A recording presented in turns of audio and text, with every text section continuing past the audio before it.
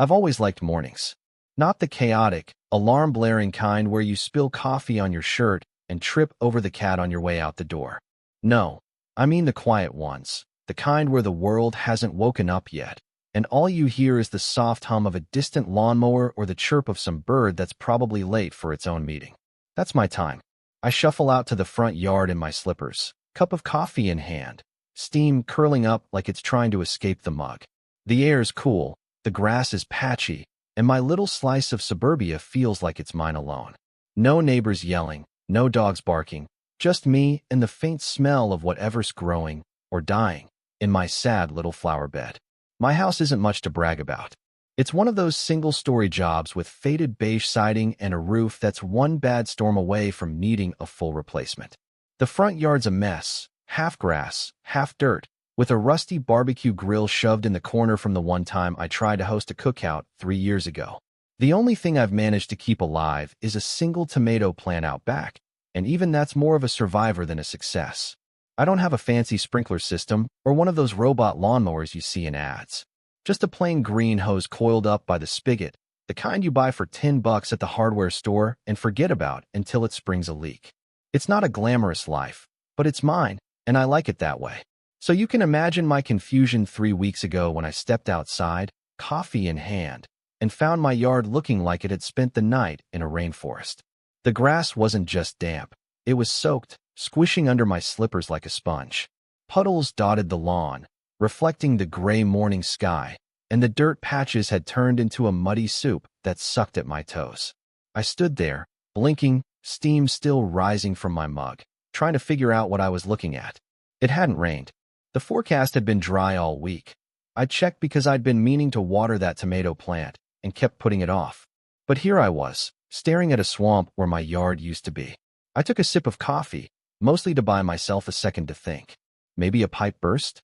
We'd had that happen down the street once, turned old Mr. Henderson's driveway into a fountain for a day. But there was no geyser here, no hissing water main, just a soggy mess. I sloshed over to the spigot on the side of the house, the one tucked under the gutter where I keep the hose.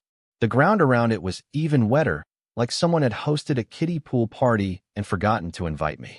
I bent down, careful not to spill my coffee, and that's when I noticed something weird. The hose wasn't just wet, it was warm. Not hot, like it had been baking in the sun, but warm, like it had been running water not long ago. I touched it again, just to be sure, and yeah, it felt alive, like it was still holding on to whatever it had been up to. Now, I live alone. No kids, no roommates, no secret garden gnomes sneaking around with tiny watering cans for their underground villages. It's just me, my coffee, and that half-dead tomato plant I keep promising to tend. I don't even have a cat to blame for knocking stuff over. So who, or what, had turned my yard into a wetland preserve? I straightened up, scanning the street. It was still early, maybe 6:30, and the neighborhood was dead quiet. Mrs. Carter's blinds were shut tight across the way. Glenn's pickup was still parked crooked in his driveway, and the new lady's house, Karen something or other, had that giant sun hat of hers hanging on the porch like a trophy. Nothing out of place, nothing suspicious. Just a wet lawn and a warm host staring back at me like they knew something I didn't. My first thought was maybe I'd sleepwalked. I've seen those shows where people cook entire meals or drive cars in their sleep, so watering the yard didn't seem that far-fetched. But I don't sleepwalk. At least, I don't think I do, and I'm pretty sure I'd remember dragging a hose around at midnight. Plus, I'd gone to bed early the night before, zonked out after watching some documentary about penguins. No late-night gardening adventures here. I took another sip of coffee, letting the caffeine kick my brain into gear. Maybe it was a prank. Teenagers, bored and looking for a laugh, sneaking around with buckets or something. But that didn't explain the hose being warm. Buckets don't heat up plastic. I decided to investigate. I set my mug on the porch step, careful not to let it tip over, because I'm not a monster, and shuffled over to the spigot. The metal was damp, a few droplets clinging to it like they were in on the secret. I turned it, just a little, to see if it was loose or leaking. Nothing. Bone dry. I turned it back, frowning. The hose itself was still coiled up, sloppy like always, but the end, the nozzle part, was dripping. Not a lot. Just enough to make a tiny puddle under it. I picked it up, and sure enough, it felt heavier than usual, like it was still holding water inside. I gave it a shake, and a few drops splattered out onto the mud. Okay, so it had definitely been used. But by who? I glanced around again, half expecting to see some clue, a footprint, a dropped candy wrapper, a neon sign saying gotcha. Nada. The street was still asleep, the only sound the faint drip-drip from the hose. I scratched my head, starting to feel less curious and more annoyed. This wasn't just weird, it was inconvenient. My slippers were soaked now, the kind of wet that seeps into your socks and makes you regret ever leaving the house. I trudged back to the porch, grabbed my coffee, and stood there, staring at the mess. The puddles were already soaking into the dirt, turning my yard into a patchy, muddy disaster. If this kept up, I'd have to start charging admission for the neighborhood swamp tour. That's when I noticed the water meter, tucked near the side of the house behind a scraggly bush I keep forgetting to trim. I don't check it often, why would I? But something made me wander over. I pushed the bush aside, squinting at the little dials. They were spinning, slow but steady, like the thing was keeping a secret tally. I'm no plumber, but I know enough to figure that meant water had been used, recently. I pulled out my phone and snapped a quick picture, mostly so I'd have proof I wasn't losing it. The bill wasn't due for another week, but I made a mental note to check it. If someone was messing with my water, they were messing with my wallet, and that's where I draw the line. Back inside, I kicked off my soggy slippers and poured a fresh cup of coffee, trying to shake the feeling that something was off. It wasn't just the wet lawn or the warm hose, it was the why of it all. I don't have enemies. I don't feud with neighbors or leave passive-aggressive notes about trash cans. I'm the guy who waves at the mailman and forgets to mow the lawn until it's a jungle. So why my yard? Why my hose? I sat at the kitchen table, staring out the window at the puddles glinting in the rising sun, and decided I'd figure it out. Not today, maybe not tomorrow, but soon. Because if there's one thing I don't like, it's a mystery that soaks my socks and ruins my coffee time. A few days after the soggy lawn incident, I'd almost convinced myself it was a fluke. Maybe a freak-due storm hit my yard and nobody else's. Maybe the hose got warm from some weird science thing I didn't understand, solar flares or something. I'm not a meteorologist or a physicist, just a guy who likes his coffee black and his mornings quiet. So I let it go, sort of. I kept an eye on the yard, but it stayed dry, and my slippers got a break from their swamp adventure. Life went back to normal, or at least my version of it, which mostly means puttering around the house, avoiding yard work, and wondering if that tomato plant out back was plotting revenge for all the times I forgot to water it. Then the water bill showed up. It came in one of those plain white envelopes with the utility company's logo stamped on it, the kind you usually toss on the counter and forget about until the due date sneaks up. I grabbed it from the mailbox on my way in from the grocery store. Nothing fancy, just bread, milk, and a discount pack of frozen pizzas, and slid it open while I unpacked. I wasn't expecting much. My water bill's usually boring, like clockwork. $50, give or take, enough to cover my showers, the occasional dishwashing, and that one time a month I remember the tomato plant exists. But this time, when I unfolded the paper, the number hit me like a slap. $167. I blinked, figuring I'd read it wrong. Nope. There it was in bold black ink. $167.43, due in 2 weeks. I set the milk down on the counter, forgetting to shove it in the fridge, and stared at the bill like it was a riddle. My first thought was a mistake. Maybe they'd swapped my meter with some guy who runs a car wash in his garage. I flipped the paper over, looking for one of those oops, we goofed notices, but it was just the usual breakdown. Usage in gallons, rate per unit, a little graph that looked like a toddler drew it. The graph was the kicker. It showed a spike, a big one, starting right around the time my yard turned into a puddle party. I grabbed my phone, pulled up last month's bill from the app, $48.22, and compared them side by side. The numbers didn't lie. Something had guzzled enough water to triple my usual tab, and it wasn't me. I don't have a pool. I don't wash my car every day. I barely wash it at all, unless you count rain as a car wash. I don't even own one of those fancy pressure washers people use to blast dirt off their decks. It's just me, living small and simple, and yet here I was, apparently funding a secret water park. I tossed the bill on the table and paced the kitchen, the milk sweating on the counter while I tried to piece it together. The wet lawn, the warm hose, the dripping nozzle. It wasn't a one-time thing. This was a pattern, and it was hitting me right in the wallet. I'm not cheap, but I don't like paying for stuff I didn't use. That's not how the world's supposed to work. I decided to do some digging, but not the high-tech kind. I'm no detective with a magnifying glass and a trench coat, just a guy with soggy slippers and a hunch. So I took a walk around the block that afternoon, casual-like, pretending I was just stretching my legs. The neighborhood's your typical suburban sprawl, rows of houses that all look vaguely the same, picket fences here and there, a couple of kids' bikes tipped over in driveways. I waved at Mrs. Carter, who was fussing with her roses across the street. She's in her 70s, sweet as pie, but deaf as a post unless you shout. "Hey, Mrs. C," I called. "You notice anything weird with your water lately?" She cupped a hand to her ear, squinting at me through her bifocals. "What's that, dear?" I repeated it louder, and she shook her head. No, my bill's the same as always." "Why, you got a leak?" I shrugged, said maybe, and moved on. Next was Glenn, 2 houses down. He's a quiet guy, mid-40s, always tinkering with that beat-up pickup of his. I found him under the hood, a wrench in hand, grease smeared on his cheek. "Hey, Glenn," I said, leaning against his mailbox. "Your water bill been normal this month?" He poked his head out, wiping his hands on a rag. "Yeah, pretty much." "What?" I told him about my yard, the puddles, the bill. He frowned, scratching his beard. "That's odd. You got sprinklers or something?" I shook my head. "Just a hose." He chuckled. "Maybe it's that new lady, Karen, right? Saw her poking around your side of the street the other day, dragging something. Figured she was gardening." My ears perked up, but I played it cool. "Huh, maybe. Thanks, man." He nodded and went back to his engine. Karen. The name clicked like a puzzle piece I didn't know I was missing. She'd moved in a couple months back, right across the street, into the house with the bright blue shutters that used to belong to a nice old couple who moved to Florida. I hadn't talked to her much, just a wave here and there, but I'd seen her around. Hard not to. She's the type who makes an entrance without trying.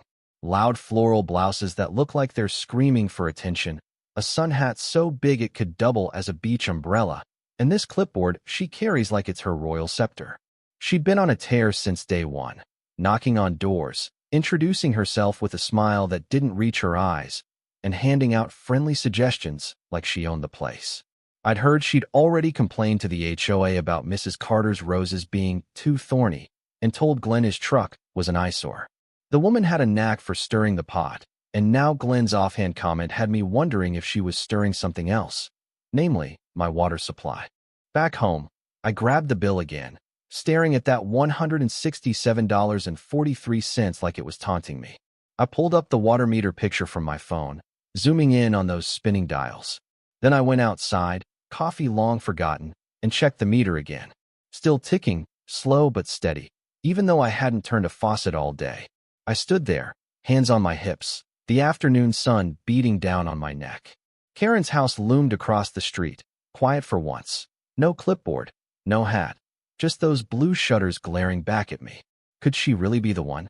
Sneaking over, using my hose like it was her personal fountain? It sounded crazy. She'd only been here a couple months, and who steals water anyway? But the more I thought about it, the less crazy it felt. I went inside, grabbed a notebook from the junk drawer, and jotted down what I knew. Wet lawn, warm hose, spiked bill, Karen spotted near my yard. It wasn't proof, not yet, but it was a start. I'm not the confrontational type. I don't yell, I don't storm over with a pitchfork. I solve problems, quiet and steady, like fixing a leaky faucet or coaxing that tomato plant back from the brink. If Karen was behind this, I'd figure it out. Not today, though. Today I'd watch. I'd wait. Because if there's one thing I've learned from living alone in this sleepy little neighborhood, it's that secrets don't stay buried forever, especially not when they're leaving puddles on my lawn. By the time Saturday rolled around, I was done guessing. The wet lawn, the warm hose, that $167.43 water bill. They'd been gnawing at me all week like a splinter I couldn't pull out. I'd spent my evenings peering out the window at odd hours, half expecting to catch some shadowy figure sneaking around with my hose. But the yard stayed dry and quiet. Too quiet, maybe. I wasn't sleeping great either. Kept waking up thinking I heard the spigot squeak or the hose dragging across the grass. Probably just my brain playing tricks, but it was enough to make me twitchy. I needed answers, and I wasn't about to wait for the next bill to confirm I was funding someone else's private splash zone. Normally, Saturdays are sacred. I hit the grocery store early, bread, coffee, maybe a bag of chips if I'm feeling wild. Then spend the day tinkering with something useless, like reorganizing the garage or pretending I'll finally fix that wobbly kitchen chair. But this Saturday, I scrapped the routine. No grocery run, no chair. I was on a mission. If someone was using my water, they'd have to do it eventually, and I'd be ready.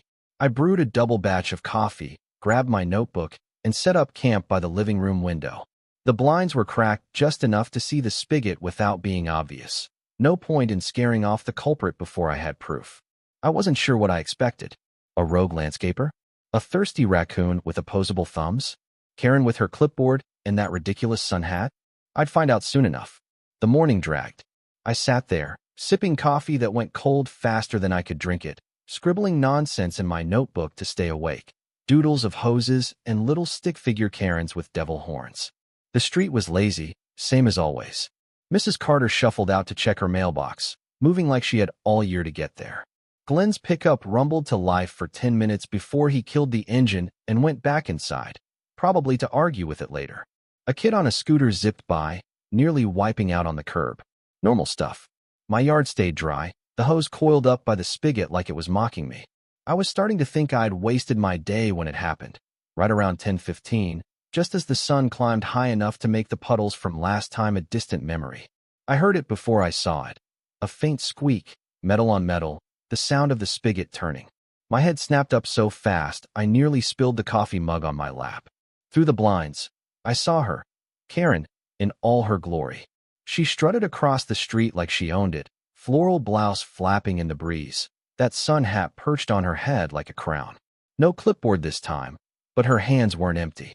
She marched straight to my spigot, grabbed the hose, and started unraveling it with the confidence of someone who'd done it 100 times. I froze, mouth half open, watching her drag it back toward her yard like it was her personal property. She didn't even glance around. No sneaking, no shame, just pure, unfiltered entitlement in broad daylight.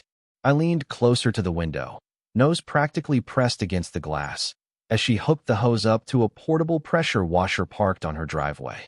It was one of those fancy ones, all shiny red plastic with a nozzle that looked like it could strip paint off a car.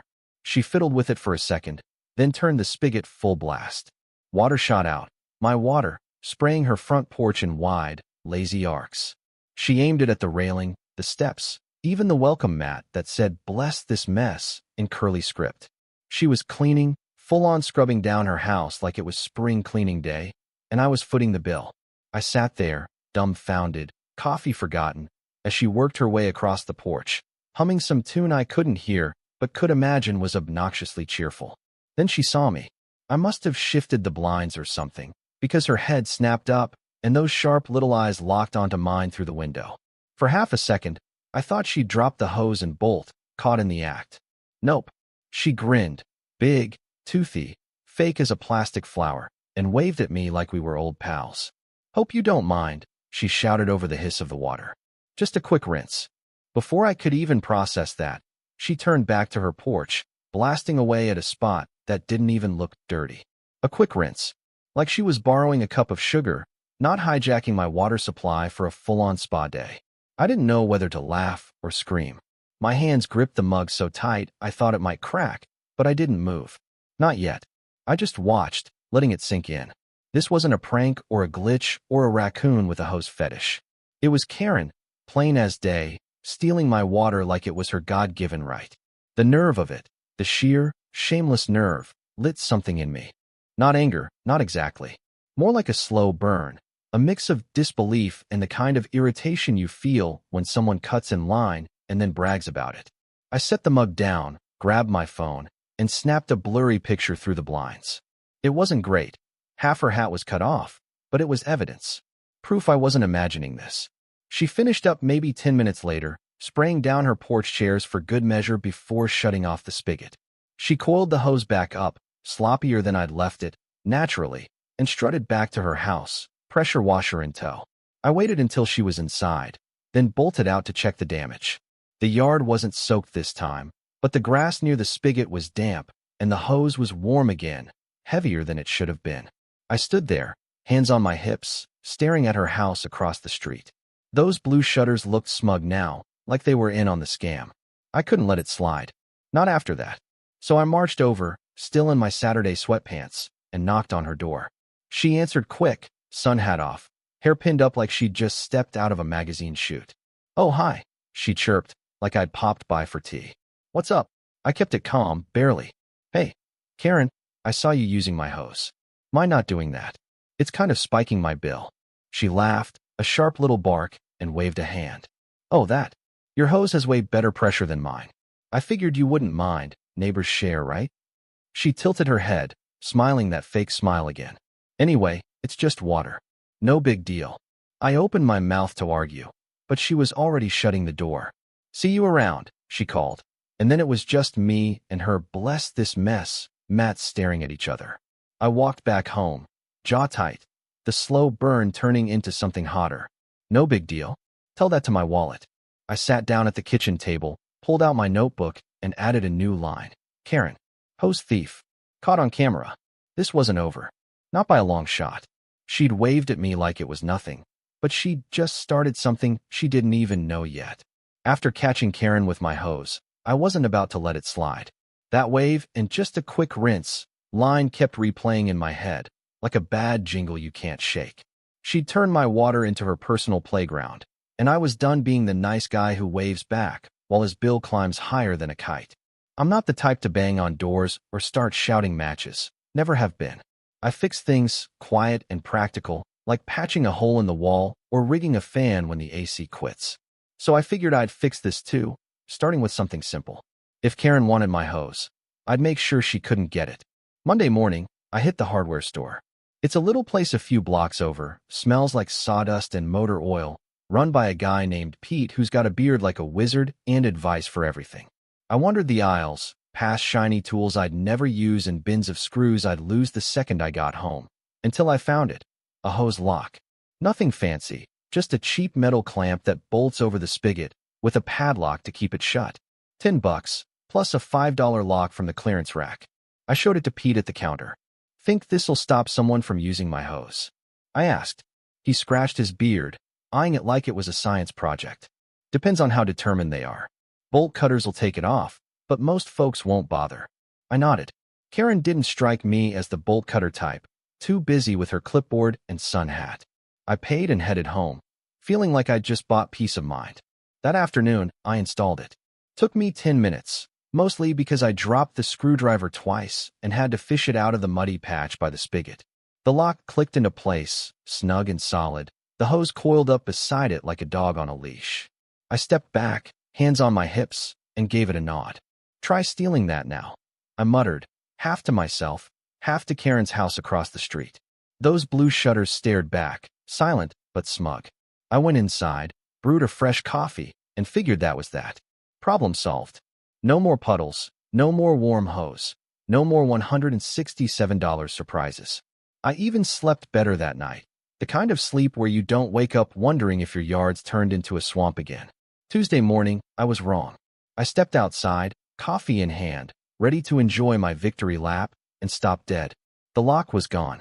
Not unlocked, not broken, gone. The spigot sat there naked, a clean cut through the metal clamp like someone had sliced butter with a hot knife. The hose was wet, dripping at the nozzle, and the grass around it was damp enough to squish under my slippers. I stood there, mug steaming in the cool air, staring at the crime scene. "Bolt cutters." Pete's words echoed back, and I cursed under my breath. Karen wasn't just determined, she was a step ahead. I glanced across the street. Her SUV gleamed in the driveway, freshly washed, water beads still clinging to the hood. No proof it was her, not yet, but my gut knew. My gut was screaming. I didn't confront her, not then. I was too mad, and I don't trust myself when I'm mad. Instead, I went practical again. If she wouldn't stop, maybe the HOA would make her. I'd heard horror stories about HOAs, finding people for pink flamingos or grass 2 inches too tall. But this was different. This was theft, plain and simple, and I had a case. I grabbed my phone, snapped pictures of the cut lock and wet hose, then dug out the water bill and that blurry photo from Saturday. I typed up an email, keeping it short and polite. "Neighbors using my hose without permission. Bills tripled. Here's proof. Can you help?" I attached everything and hit send, feeling like I'd just filed a report with the suburban FBI. The HOA's website promised a response within 48 hours. I figured I'd hear back by Thursday, maybe with a stern letter for Karen to knock it off. While I waited, she struck again. Wednesday afternoon, I was in the kitchen microwaving a pizza when I heard it. The hiss of water, faint but unmistakable. I bolted to the window, pizza forgotten, and there she was. Karen, in yoga pants and that sun hat, dragging my hose across the street like it was her birthright. This time, she wasn't pressure washing. She'd hooked it to a kiddie pool, a bright blue plastic thing with cartoon fish on it, filling it up in her front yard. Water splashed over the sides as she adjusted the nozzle, spraying her roses for good measure. I grabbed my phone, hands shaking, and recorded it through the glass. She didn't even look my way, just kept at it, bold as brass, until the pool was full. Then she shut off the spigot, waved the hose at me like a taunt, and hauled it back, leaving it in a sloppy pile. I watched the video 3 times, zooming in on her smug little grin. That was it, proof, clear as day. I added it to my HOA file, but Thursday came and went with no reply. Friday morning, I checked my email. There it was, buried under spam about gutter cleaning. Thank you for your concern. At this time, we encourage all neighbors to resolve minor disputes amicably without HOA intervention. That was it. No, we'll investigate. No, stop stealing water, Karen. Just a fancy way of saying, figure it out yourself. I stared at the screen, coffee going cold again, feeling like I'd been slapped with a wet noodle. The HOA, supposed guardians of neighborhood harmony, had just shrugged and left me to drown. I wasn't done, though. If the HOA wouldn't help, I'd lean on the neighborhood. I ran into Glenn later that day, out by his truck with a beer in hand. Hey, man, I said, nodding toward Karen's house. She's been using my hose. Caught her twice now. You ever deal with her? He snorted, taking a swig. Oh yeah. Tried to find me once cause my wind chimes were too loud. Said they disrupted her meditation. She's a piece of work. He paused, squinting at me. You lock your hose? I told him about the bolt cutters. His eyes widened. Damn, she's hardcore. Watch your back. She's got a knack for getting her way. I nodded, filing that away. Glenn wasn't the only one with a Karen story, either. Mrs. Carter had grumbled about her once, something about thorny roses being a safety hazard. Sounded like Karen had enemies. She just didn't know it yet. Back home, I sat at the table, staring at the cut lock I'd fished out of the trash. The HOA was useless, Karen was unstoppable, and my water bill was climbing by the day.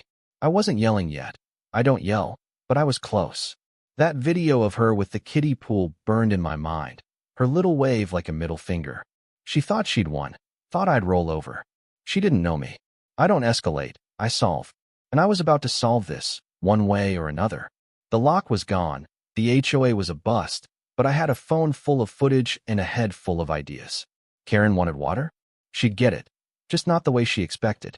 Karen's little wave with my hose, the one she'd used to fill that kiddie pool like she was hosting a backyard water park, lit a fire under me. Not the raging, punch-a-wall kind of fire. I don't do that. Mine's quieter, slower, the kind that simmers until it boils over into something clever. The HOA had flaked, the lock was a bust, and my water bill was still laughing at me from the kitchen counter. I wasn't about to knock on her door again. Last time, she'd practically patted me on the head and shut me out. No, I needed something better. Something she couldn't ignore or cut with bolt cutters. That's when it hit me. A camera. If I couldn't stop her, I'd catch her. Hard proof, undeniable, right in her smug little face. I didn't have a fancy security system lying around. My budget's more discount pizza than high-tech surveillance. But I'd seen those little motion-activated cameras online, the kind people use to spy on package thieves or raccoons raiding their trash. Small, cheap, and easy to hide. Perfect. I ordered one that afternoon, $1.30, next day shipping, and spent the evening plotting. The spigot was the target, tucked under the gutter on the side of the house. I'd stick the camera up high, angled just right, where Karen wouldn't spot it unless she brought a ladder. Which, knowing her, wasn't out of the question, but I'd take the risk.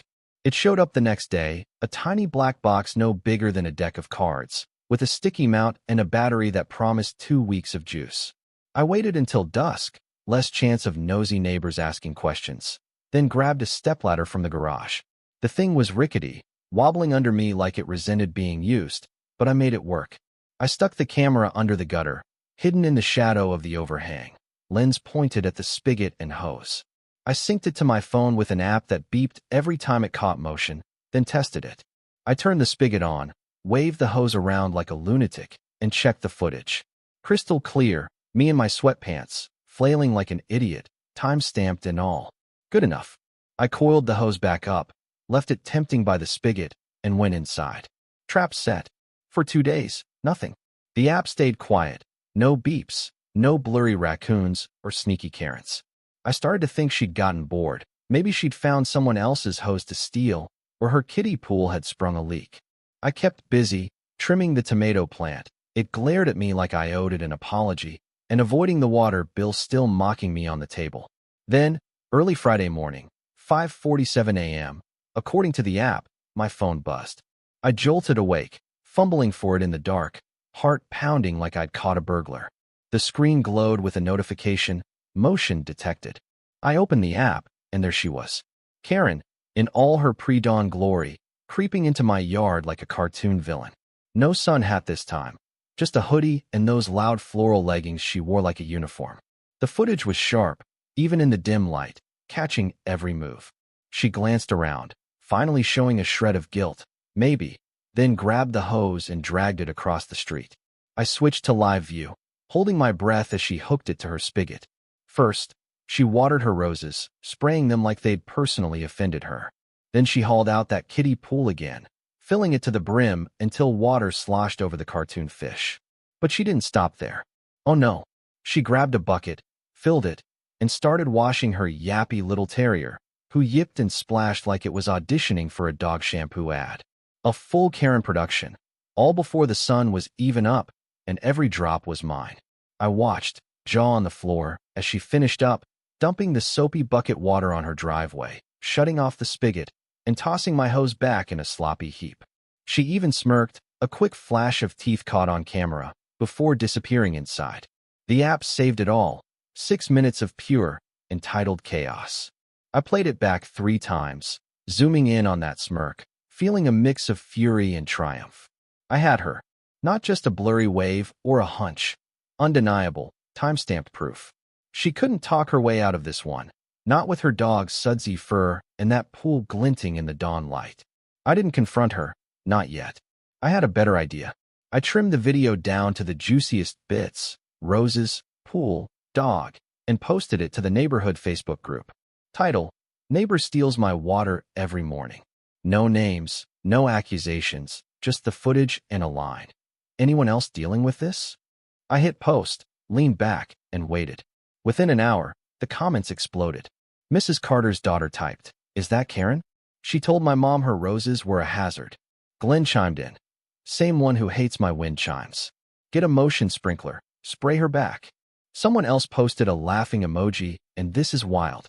By noon, it had 50 likes, 20 shares, and a guy offering to send me a link for a prank sprinkler that shoots intruders with dye. The neighborhood was buzzing, and Karen didn't even know it yet. She found out soon enough. That afternoon, I was watering my tomato plant, legally, with my own hose, when she stormed over. No hat, no smile, just rage. Her floral blouse was wrinkled, like she'd been stewing all day.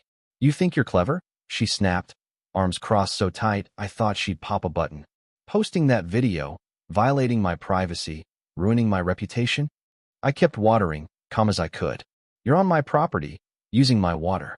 That's not private, that's theft." She huffed, cheeks red. "It's a hose, not a bank account. You're making a hostile environment over nothing." I turned off the spigot, looked her dead in the eye. "Nothing? Tell that to my bill." She glared, then threw out the dumbest thing yet. "Do something about it. I dare you." She stomped off, leaving me standing there, hose dripping in my hand. That dare hung in the air, heavy and sharp, like she'd tossed me a gauntlet instead of a tantrum. I didn't yell back. I don't yell. But inside, something clicked. She thought she'd won. Thought I'd back down like the HOA or shrug it off like Glenn with his wind chimes. She didn't get it. I don't escalate, I solve. And that video, those comments, that dare, they were fuel. I went inside, replayed the footage one more time. Her smirk, her dog, her pool. and smiled. She wanted me to do something? Oh, I would. Something she'd never see coming, something she'd never forget. Karen's dare hit me like a spark on dry grass. Do something about it, she'd said, tossing it out with that smug huff like she was untouchable, like I was just some pushover with a soggy lawn and a fat water bill. She didn't know me. I don't yell, I don't storm around waving fists, I solve things. Quietly, methodically, like figuring out why the fridge hums too loud or how to keep that tomato plant from keeling over. But this wasn't a leaky pipe or a wilted plant. This was war, suburban style, and her little taunt flipped a switch in me I didn't even know I had. She wanted something done? Fine. I'd do something. Something epic. I spent that evening pacing the kitchen, coffee cold on the counter, brain spinning like a hamster on a wheel. The video was gold. Half the neighborhood was still laughing about it on Facebook, but it wasn't enough. She'd shrugged it off, dared me to escalate, and I couldn't just sit there coiling my hose tighter while she pressure-washed her way through my paycheck. I needed a counterattack, something she couldn't bolt-cutter her way out of. I grabbed my notebook, already scribbled with Karen, hose thief, and stick figure doodles, and started brainstorming. Die in the water? Tempting. Imagine her porch glowing neon pink, but too messy, and I'd probably stain my own yard. A fake, toxic waste sign by the spigot? Funny, but she'd just ignore it and complain to the HOA about visual clutter. I needed impact, something poetic, something smellier. That's when the idea hit. I'd driven past a construction site a few blocks over the other day, new condos going up, all dirt piles and orange cones. They had one of those big portable sewage tanks parked out front, the kind that looks like a dumpster's uglier cousin, hooked up to a pump for whatever gross stuff they were flushing out. Sewage. Not just water. Nasty, stinky, unforgettable sewage. If Karen loved my host so much, why not give her a taste of something special? I laughed out loud, alone in my kitchen, picturing her spraying her roses with sludge and shrieking like a banshee. It was awful. It was brilliant. It was perfect. I didn't jump in blind. I'm not that reckless. First, I had to scope it out. The next morning, I took a detour on my way to grab coffee, cruising past the site in my beat-up sedan. The tank was still there, squat and gray, humming faintly with a hose snaking out the back. A couple of workers in hard hats milled around, one smoking a cigarette, the other kicking a rock like he was bored out of his skull. I parked across the street, pretending to check my phone, and watched. No security cameras, no padlocks on the tank, just a keep-out sign that looked more like a suggestion than a rule. I could work with this. I needed access, though, not to steal the tank, just to borrow its contents. Time to get creative. I stepped out, coffee cup in hand as a prop, and ambled over like I belonged. The smoker glanced up, squinting through a cloud of nicotine. Hey, I said, casual as I could. You guys doing drainage stuff? I'm a homeowner down the street. Got some irrigation trouble. He shrugged, flicking ash. Yeah, this beast handles the nasty stuff. Why, you need one? I laughed, scratching my neck. Maybe. Mind if I take a look? Thinking of rigging something for my yard. The other guy wandered over, rock still in hand. It's just a pump in a tank, he said, bored. Sucks up crap, spits it out. What's your problem? I spun a quick lie.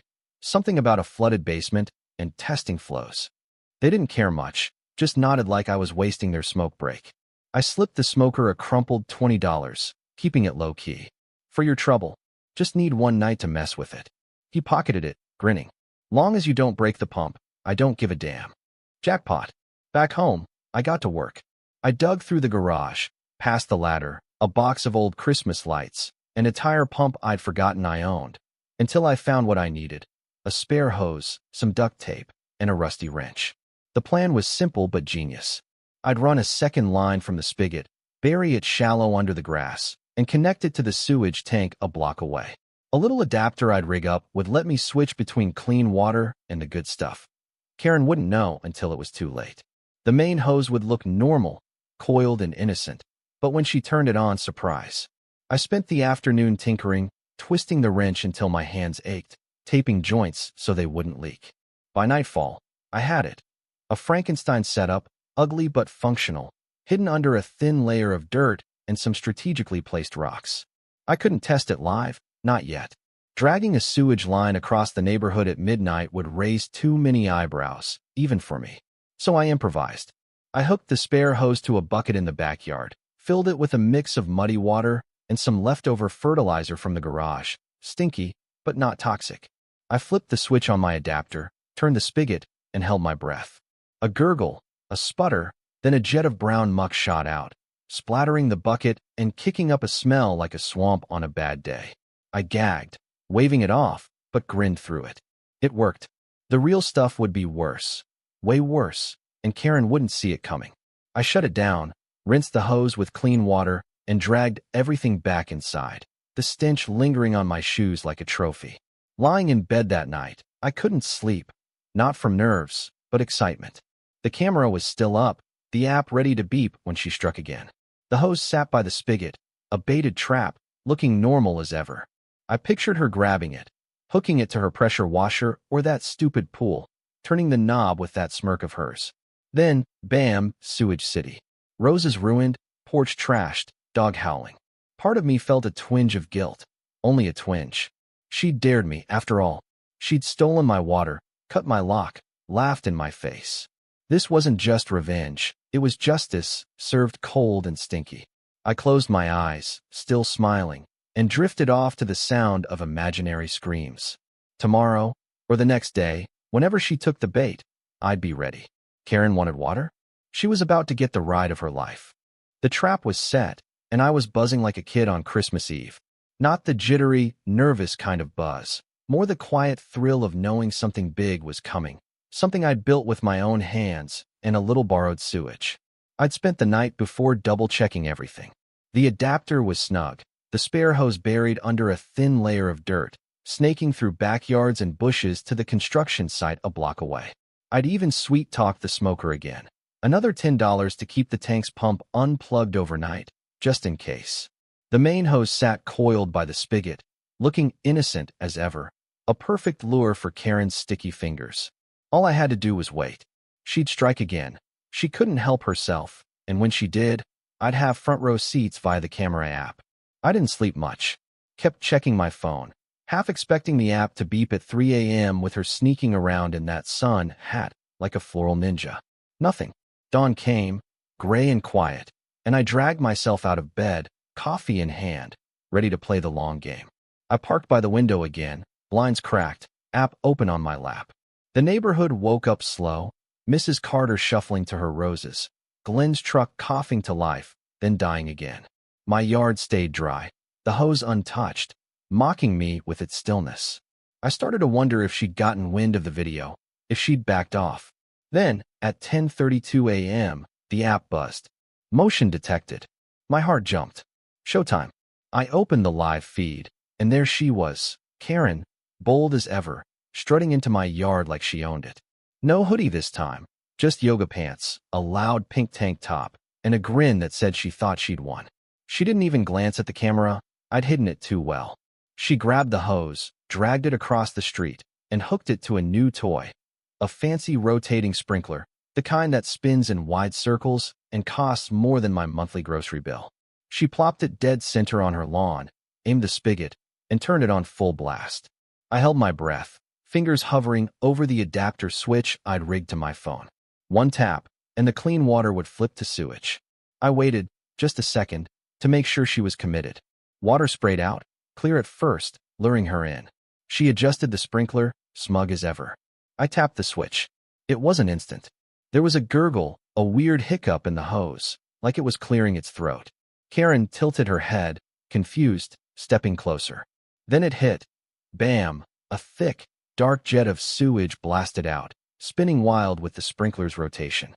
Brown sludge arced across her lawn, splattering the grass, the patio, and her precious white wicker furniture like a Jackson Pollock painting gone wrong. The smell hit next. I couldn't smell it through the phone, thank God, but I saw her face twist, mouth gaping in a silent scream as the stench slammed her. She slipped, arms flailing, and landed on her butt in the muck, the sprinkler still spinning, dousing her shins with a fresh coat of filth. I bit my lip to keep from laughing, watching the chaos unfold in glorious 4K. She scrambled up, shrieking loud enough to wake the dead. High-pitched, panicked, the kind of scream that'd make dogs howl a mile away. "What is this?" she yelled, slipping again as the lawn turned into a smelly swamp. Neighbors poked their heads out. Mrs. Carter dropped her pruning shears, jaw slack. Glenn stepped onto his porch, coffee in hand, and just stared like he couldn't believe it. A kid on a scooter, Tommy, from 3 houses down, rolled up, wide-eyed, and shouted, "It's a poop fountain," before pedaling off, cackling. Poop fountain. I snorted, filing that away. Karen wrestled the hose, yanking it from the sprinkler, but not before another spray hit her sandals.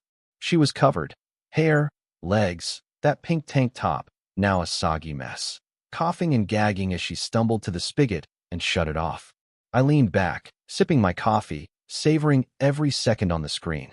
This wasn't just revenge, this was art. She stood there, dripping, chest heaving, staring at the hose like it had betrayed her. Then her eyes snapped to my house.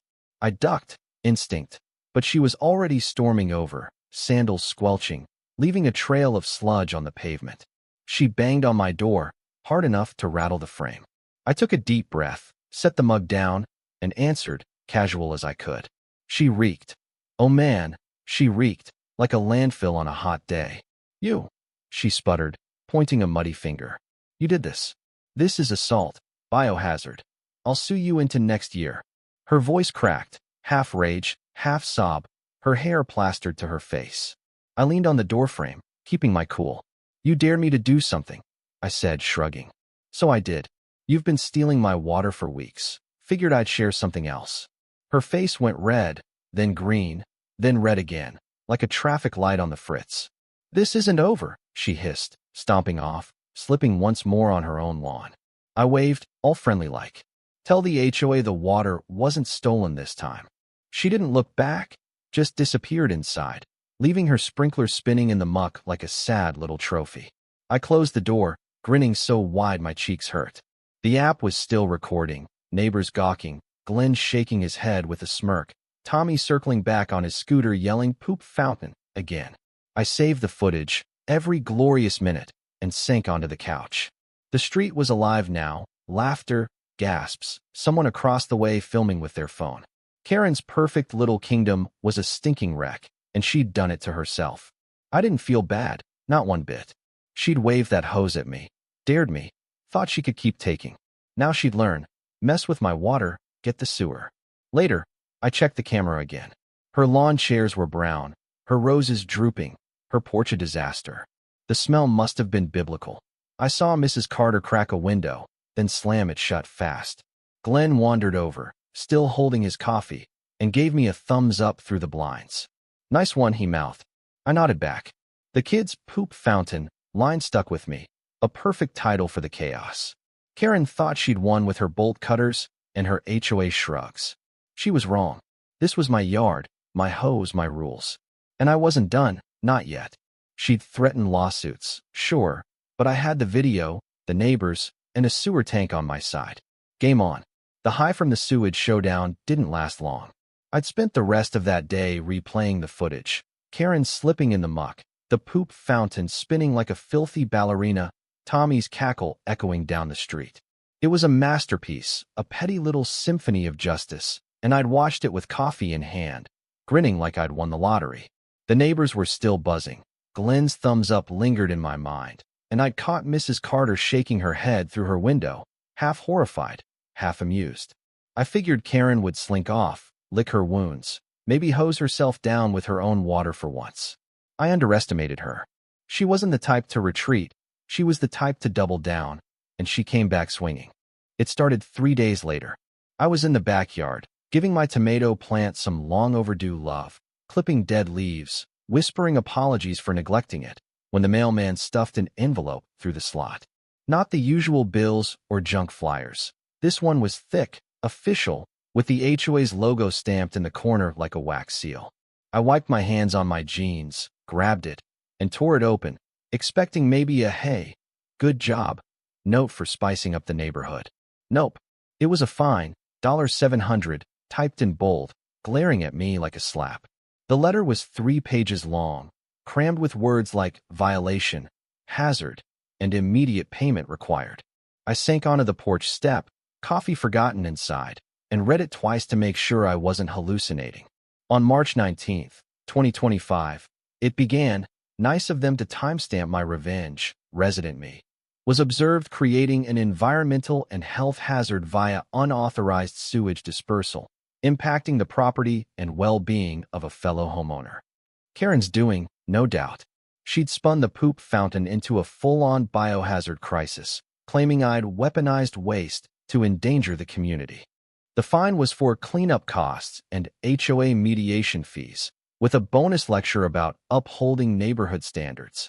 I laughed, couldn't help it. Standards? Like stealing my water was some noble tradition? But the laugh faded fast. $700 wasn't pocket change, and the HOA wasn't kidding around. Then came the kicker. Supporting evidence includes photographic documentation and statements from 2 witnesses. Witnesses? I squinted at the page, flipping to the back. Sure enough, blurry photos, her lawn chairs dripping brown, her roses sagging, plus 2 typed testimonies. One claimed I'd threatened to contaminate the street days before. The other said I'd laughed maniacally as it happened. Lies, pure and simple. I hadn't threatened anyone, and my laugh was more of a snort, tops. Karen had cooked this up, roped in some cronies, or invented them, to sell her sob story. I tossed the letter on the table, pacing the kitchen, the slow burn back in my gut. She wasn't just mad. She was playing dirty. I wasn't rolling over, though. If she wanted a paper war, I'd fight back. I grabbed my laptop, pulled up the HOA bylaws, dry as toast, but I skimmed until I hit gold. Section 4.2b. Any homeowner caught trespassing on another resident's property, particularly for the use of utilities without consent, will be subject to investigation, fines, and potential suspension of HOA privileges. Bingo. Karen's hose theft was a violation, multiple violations, and I had proof. I dug out my footage. The blurry Saturday wave, the kiddie pool taunt, the dawn raid with her dog. Timestamps, clear shots, her smug grin in every frame. I printed it all, stapled it with the water bill and a typed note. Karen's been stealing my water for weeks. Here's the evidence. Sewage was self-defense. I mailed copies to the HOA and slid a few under Glenn's door. He'd hinted at having her number 2. The neighborhood was already stirring. That evening, Glenn knocked, beer in hand, eyes glinting with mischief. Saw your package, he said, stepping inside. HOA's screwing you, huh? I showed him the fine. He whistled. $700? For that? Man, she's got pull, or she's nuts. I nodded. Both. She's claiming witnesses now. Glenn snorted. Witnesses? Only witness was that kid on the scooter, and he loved it. We laughed, but he got serious. She tried to fine me for my wind chimes once, said they disrupted her peace. I've had it with her. You fighting this? I tapped the bylaws printout. Damn right. He grinned. Good. I'll back you. Half the street will. She's been a pain since day one. Word spread fast. By the next morning, Mrs. Carter's daughter had texted me. Her mom was appalled by Karen, but secretly thrilled someone stood up. Another neighbor, a quiet guy named Phil, stopped me by the mailbox. Heard about the fine, he said, voice low. She yelled at my kid once for a lemonade stand. Unpermitted business, she called it. You've got my support. I thanked him, feeling the tide shift. Karen had enemies, more than I'd guessed, and my sewage stunt had lit a match under them. I wasn't alone anymore. This was turning into a quiet revolt, one fed-up neighbor at a time. But the HOA wasn't budging yet. I called their office, got bounced between 3 board members, each more bored than the last, until one finally spoke. We've received your materials, she droned. It'll be reviewed at the next special meeting. When? Next month. A month? I'd be out $700 by then, and Karen would be gloating from her stinky porch. I pushed, offered the full footage, timestamps, even the construction site's tank permit. We'll consider it, she said, then hung up. I stared at the phone, fuming. They were stalling, probably hoping I'd pay up and shut up. Karen knew how to play the system. Slow, bureaucratic, rigged in her favor. She'd turned my win into a waiting game. I wasn't waiting, though. That afternoon, I found a note slipped under my door, handwritten, all caps. This isn't over. You'll pay. Karen's cursive, sharp and angry, the same scrawl I'd seen on her HOA complaints about Glenn's truck. I laughed again, not scared, just amazed at her gall. She thought she'd cornered me with her fine and her fake witnesses. She didn't get it. I had videos, neighbors, a bylaw on my side. and a hose still hooked to a sewage tank. I tucked the note in my evidence pile, grinning. She wanted to escalate? Fine. I'd dig deeper, rally harder, hit back smarter. The HOA might have struck, but I wasn't down. Not yet. Karen's kingdom was cracking, and I was just getting started. Karen's note, "This isn't over. You'll pay," sat on my kitchen table like a bad omen, but it didn't scare me. It fueled me. She'd thrown down her fine, her fake witnesses, her HOA shield, thinking she could bury me in paperwork and guilt. She didn't count on me fighting back, not with fists or shouting, but with the kind of stubborn, quiet grind I'd used to keep that tomato plant alive through droughts and neglect. I had footage, bylaws, neighbors in my corner, and a sewer tank waiting in the wings. The HOA might have stalled me with their next month nonsense, but I wasn't waiting. I was ready to end this, and Karen's kingdom was about to topple. The special meeting came faster than expected. Word got around. Glenn said he'd nudged a board member at the gas station. Phil claimed he'd accidentally leaked the footage to a friend on the HOA, and suddenly, they bumped it up to a week out. I spent those days prepping like a lawyer in a TV drama, minus the slick suit. I printed more stills from the videos, Karen's dawn raid, the kiddie pool wave, the poop fountain in all its glory, stacked them with the water bills, the cut lock photos, and that golden bylaw about utility theft. I even typed up a timeline, neat and bullet-pointed, proving she'd trespassed at least 5 times. My dossier was thick, a paper brick of justice, and I mailed copies to the HOA with a note. "Review this before you find me." I slid extras to Glenn and Phil too, just in case. The meeting wasn't public. HOA rules, go figure.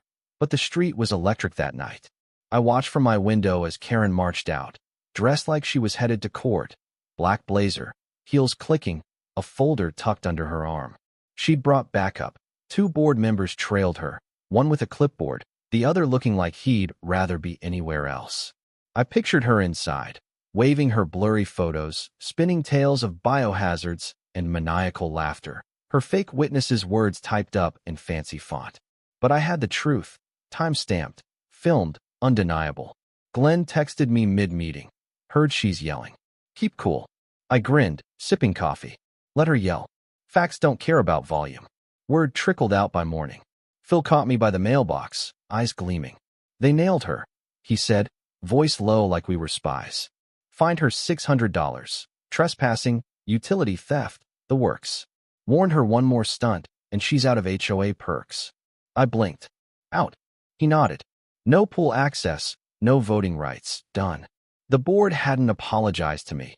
Too proud, probably, but the $700 fine vanished from my inbox that afternoon. No note, no sorry, just gone. Karen's allies crumbled too. One board guy resigned the next day, citing personal reasons. I didn't need an apology. The silence was enough. Her reign was cracking, and the street felt it. She wasn't done, though not quite. 2 days later, a city truck rolled up, an inspector in a polo shirt, clipboard in hand, looking bored. Karen had filed a complaint, claiming I'd illegally installed a sewage connection in my yard, a public health risk. I met him out front, hose coiled innocently by the spigot, and braced for a fight. He poked around, squinted at the buried line I'd barely covered with dirt, then laughed, full-on, belly-shaking laughed, for 5 straight minutes. "This," he said, wiping his eyes, "this ain't permanent. No valves, no permits violated, just a hose and some creativity." He scribbled something, still chuckling. "Off the record, I'd have done worse. She's lucky it wasn't dye." I offered him a water bottle. He waved it off, grinning. "Only if it's not from that hose." He left, report clean, and I exhaled. Another swing, another miss. That night, the moving truck showed up. No warning, no goodbye, just workers hauling out Karen's stuff. Potted plants, that pressure washer, a tacky pink flamingo she'd kept by her mailbox. She didn't wave, didn't yell, just slipped into her SUV and drove off, head down, sunglasses hiding her eyes. By week's end, her house was listed, for sale, motivated seller, and a young couple with a toddler snapped it up. They knocked the next day, all smiles, a plate of cookies in hand. "Hi, we're the new neighbors," the mom said. "Mind if we hook up our own hose? Don't want to bother yours." I nearly hugged them. Normal people, asking permission. I waved it off. "Use whatever you need, just not mine." They laughed, and I felt the air shift. Peace, at last. Online, the saga hit a new peak. The poop fountain clip, someone else had posted it, filmed from Glenn's porch, passed 5 million views. Reddit dubbed me Ho's hero. TikTok looped it with dramatic music. A guy emailed about selling poop fountain justice t-shirts, but I passed. Too much spotlight. The neighborhood settled too. Glenn mowed my lawn one day. Unasked. A quiet thank you for taking her down. Mrs. Carter left a pie on my step, a sticky note saying, "You're a legend." I didn't feel legendary, just relieved. Karen's porch stayed dirty, her roses wilted, her hose untouched. She was gone, and the street breathed easier. But she left echoes. A week later, I got an email from a guy named Devin, 3 towns over. "Your video saved me," he wrote. "Karen's my new neighbor, already stealing my hose. Tips." I laughed, picturing her starting over. Same floral blouse, same smirk. I sent him the valve setup, camera brands, a playbook I'd jokingly called Karen Defense Protocol. He replied, "This means war." 2 days later, he emailed again. Karen, sprayed with compost tea, tumbling into her roses, kids on scooters howling. Karen's Revenge, Part 2, hit YouTube, and I cackled. She wasn't my problem anymore. She was everyone's, and the internet was ready. I stood in my yard that evening, watering my tomato plant, thriving now, finally, hose in hand, camera still up. The new couple's toddler giggled across the street, chasing a ball, no theft, no fines. The flamingo was gone, the shutters less smug. I'd won, not with noise or fury, but with proof and a sewer tank. Karen's fall was complete, fined, shamed, moved out. But I kept the valve rigged, the app on, the hose coiled like a quiet threat. She'd lost here, but people like her don't vanish, they regroup. If she ever came back, or someone else tried, I'd be ready. For now, though, I turned the spigot off, smiled at the silence, and let the peace sink in. Home again. Karen was gone, and the street felt like it could breathe again. No more sun hat bobbing across lawns, no more clipboard patrols, no more hoses snaking where they didn't belong. Her house sat empty for a blink, just long enough for the "for sale" sign to gather dust. Before the new couple moved in, their toddler's laughter replacing the tension that used to hang like fog. Mornings went back to what they'd been before. Me, coffee in hand, shuffling out to the porch in slippers that stayed dry. The only sound the chirp of birds or Glenn's truck grumbling to life. My yard was mine again. The spigot silent, the hose coiled like a retired soldier, its battle scars hidden under a fresh layer of dirt. Peace had returned, or at least the suburban version of it, where the biggest drama is a late trash pickup. The neighbors noticed too. Glenn started leaving his wind chimes up full time, their jingle drifting over like a victory anthem. Mrs. Carter's roses grew wilder, thorns and all, no one daring to complain. The new couple, Jen and Mike, I learned over those cookies, set up a sprinkler for their kid, hooked to their own water line, and waved at me every time they turned it on, like they were proving a point. One afternoon, someone left a gift on my porch, a shiny gold hose nozzle, no note, no name, just a silent salute from the shadows. I laughed, turning it over in my hands. A trophy, maybe, for the hose hero, or just a neighbor's way of saying thanks. I stuck it in the garage, next to the wrench and duct tape, a keepsake from the war I hadn't meant to start. Online, the saga wouldn't die. The poop fountain clip hit 6 million views, spawning memes. Karen slipping in slow-mo to opera music, captioned, "When you steal the wrong hose," and a Reddit thread debating best neighbor revenge ever. Strangers messaged me, some thanking me for the laugh, others asking how to rig their own traps. I didn't reply much, fame's not my thing, but I couldn't ignore Devin's updates. His Karen's Revenge, Part 2, with the compost tea spray had gone viral too, kids on scooters dubbing her Mud Lady this time. He emailed me a week later. "She's complaining about my mailbox now, too red. Sending you a t-shirt." It arrived days later, black with "Hose Justice" in bold white letters. I wore it once, mowing the lawn, and Glenn gave me a nod like I'd joined a secret club. The street kept healing. Glenn invited me over for a barbecue one Saturday, first time I'd been to his place, a cluttered backyard with a grill that smoked like a chimney. He flipped burgers, beer in hand, and grinned. "You took her down, man. Whole block owes you." Phil showed up too, his kid tagging along with a lemonade cup, unpermitted and proud. Mrs. Carter's daughter dropped by with a pie, whispering, "Mom says you're a saint." I shrugged it off. I didn't feel saintly, just stubborn, but the chatter was warm, easy, the kind of thing Karen's rain had choked out. We ate, laughed, swapped stories about her antics. The wind chimes, the roses, Phil's lemonade stand. The flamingo came up too. Someone swore she'd yelled at it once for leaning wrong. By dusk, the air smelled of charcoal and relief, and I walked home thinking maybe I'd done more than save my water bill. I couldn't let it just fade, though, not fully. The saga had legs, and people kept reaching out. So I started a blog, Suburban Showdowns. Nothing fancy, just a free site with a plain template.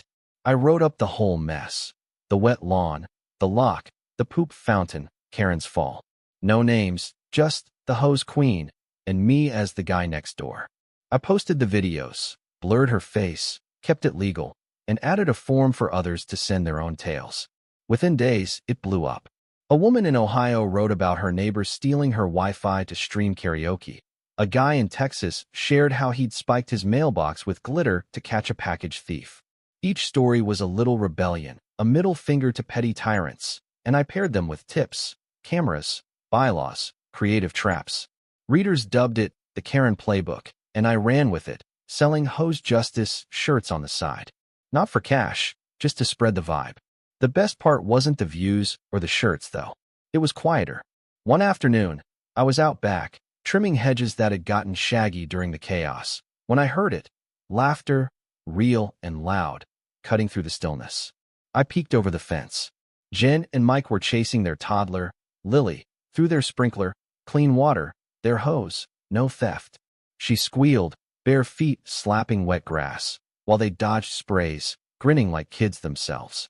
No fines, no clipboard, just a family doing what families do. I leaned on my clippers, watching, and felt something settle. That was the win. Not the viral clip, not Karen's exit, but this. A street where hoses stayed put and laughter didn't come with a catch. I kept the gear, though, the valve switch, the camera, the sewage line still buried, just in case. Karen was gone, but people like her don't vanish. They slink off, regroup, wait. Devin's emails proved it. She'd landed 3 towns over, already stirring trouble. I pictured her dragging someone's hose again, oblivious to the mud lady, fame trailing her like a stink cloud. If she ever came back, or if a new Karen rose up, I'd be ready. The app stayed on my phone, beeping at squirrels now instead of thieves. The hose sat by the spigot, shiny and tempting, a trap waiting to spring. Not that I wanted it to, I liked the quiet. But peace isn't free, and I'd learned that the hard way. That evening, I grabbed the hose, gold nozzle still in the garage, too flashy for daily use, and watered my tomato plant. It was thriving now, leaves green, a few red buds peeking out like tiny medals. I turned the spigot slow, letting the water soak in, no audience, no war. Across the street, Lily's giggles faded as Jen called her in for dinner. Glenn's wind chimes clinked. The air smelled of wet earth, not sewage. I shut it off, coiled the hose, and stood there, coffee mug empty on the porch. It was ridiculous. A plastic tube and some water pressure had unraveled a tyrant, united a street, and turned me into a legend I didn't ask to be. Poetic, in a messy, stinky way. I smiled, slipped inside, and locked the door. Home again. Really home, and ready for whatever came next. So, that's the tale of the hose queen and me, the guy who fought back with a sewer tank and a camera. If you've stuck with me this long, through the puddles, the poop fountain, and Karen's meltdown, thanks. Seriously, you're the real heroes, slogging through my suburban soap opera like it's your own backyard. Loved it. Drop a comment on the blog. Tell me your own Karen stories, the crazier the better. I read every one, and the best might make it into the next Suburban Showdowns post. Better yet, share this with your friends. Spread the hose justice gospel so they know what to do when their own water bill spikes. And if you're hooked, hit that like button and subscribe to the channel. Keeps you in the loop for whatever madness comes next. I'm not done yet. Neither are the Karens out there. Stay tuned. Keep your hoses locked, and let's keep the fight alive, one spigot at a time.